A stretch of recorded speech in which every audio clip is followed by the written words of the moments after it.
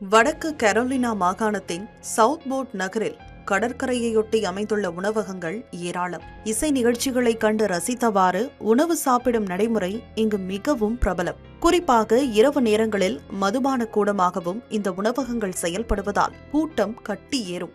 அப்படியொரு நிகழ்வின் போதுதான் இந்த கோர சம்பவம் அரங்கேறியுள்ளது.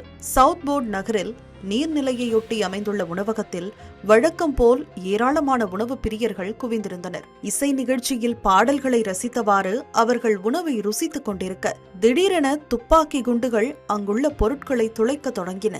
என்ன நடக்கிறதென்றே தெரியாமல் மக்கள் அலறியடித்து ஓட சிலருக்கு தலை மற்றும் முதுகு பகுதியில் துப்பாக்கி குண்டுகள் பாய்ந்தன. 3 பேர் சம்பவ இடத்திலேயே பரிதாபமாக உயிரிழக்க 8ற்கும் மேற்பட்டோர் இரத்த வெள்ளத்தில் சாய்ந்தனர். கண்ணிமைக்கும் நேரத்தில் நிகழ்ந்த கோர சம்பவத்தில் படுகாயமடைந்த அனைவரும் மருத்துவமனையில் தீவிர சிகிச்சை பிரிவில் அனுமதிக்கப்பட்டனர். இந்த சம்பவத்தை நேரில் பார்த்த நிகழ்ச்சி ஏற்பாட்டாளர் கடலோரத்தில் பயணித்த படகு ஒன்று தங்களது உணவகத்தை நோக்கி மிக வேகமாக வந்ததாகவும் அதிலிருந்த நபர்கள் ஈவு இரக்கமின்றி துப்பாக்கிச்சூடு நடத்தியதாகவும் அதிர்ச்சியிலிருந்து மீளாமல் வாக்குமூலம் அளித்துள்ளார். தகவல் அறிந்து சம்பவ இடத்திற்கு போலீசார் விரைவதற்குள் தாக்குதல் நடத்திய மனித மிருகங்கள் படகில் சிட்டாக பறந்து மாயமாகிவிட்டதாகவும் நிகழ்ச்சி ஏற்பாட்டாளர் தெரிவித்துள்ளார்.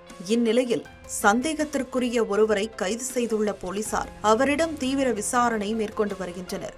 ஓக் தீவில் நிறுத்தப்பட்டிருந்த படகும் துப்பாக்கிச்சூடு சம்பவத்திற்கு பயன்படுத்தப்பட்ட படகும் ஒரே மாதிரியாக இருந்ததால் அதனையே துருப்புச் சீட்டாக கொண்டு போலீசார் விசாரணையை வேகப்படுத்தியுள்ளனர். இதனிடையே சவுத்போர்ட் பகுதியில் வசிக்கும் மக்கள் வீட்டை விட்டு வெளியே வர வேண்டாம் என்றும் சந்தேகத்திற்குரிய நபர்கள் யாரும் நகரை சுற்றி வருவது தெரிந்தால் உடனடியாக தகவல் தெரிவிக்க வேண்டும் என்றும் காவல்துறையினர் அறிவுறுத்தியுள்ளனர். அண்மை காலமாக அமெரிக்காவில் துப்பாக்கிச்சூடு சம்பவங்கள் அதிகரித்துள்ள நிலையில் மக்கள் அச்சமடைந்துள்ளனர்.